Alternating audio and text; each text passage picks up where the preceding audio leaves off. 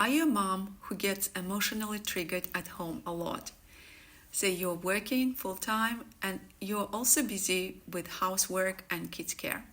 To keep up with your busy day, you might have a to-do list or you follow a schedule. And deep down, maybe you find that solace and sense of control in your scheduling everything and keeping to-do lists.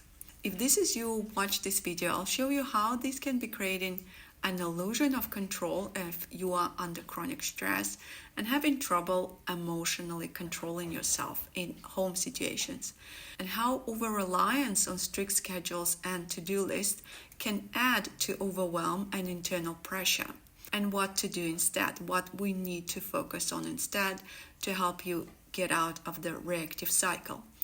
When you get stuck in the cycle of difficult emotions, when things don't go as planned, when you get stuck in your thoughts and they start going in negative cycles.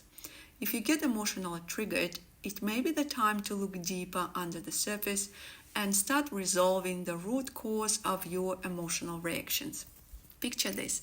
You come home from work, you're juggling dinner preparations and attending to your kids.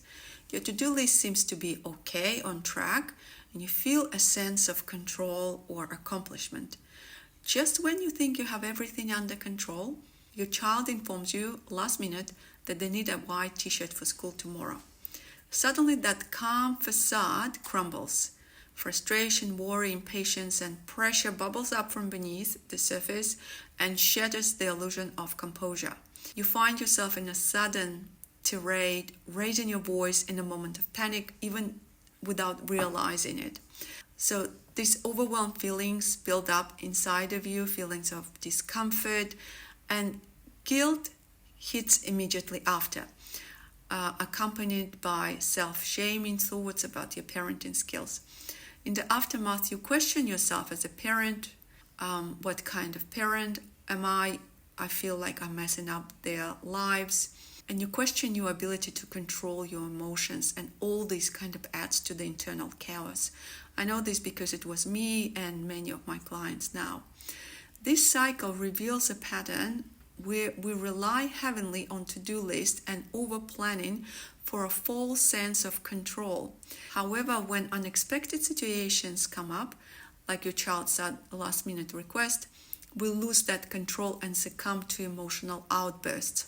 And then usually the guilt follows, and it only exacerbates the situation. It's time to recognize that our to-do list and over-planning isn't a cure-all. Life isn't predictable and emotions cannot be neatly scheduled. So let's start thinking about healing those deeper emotional triggers, and this requires a different approach.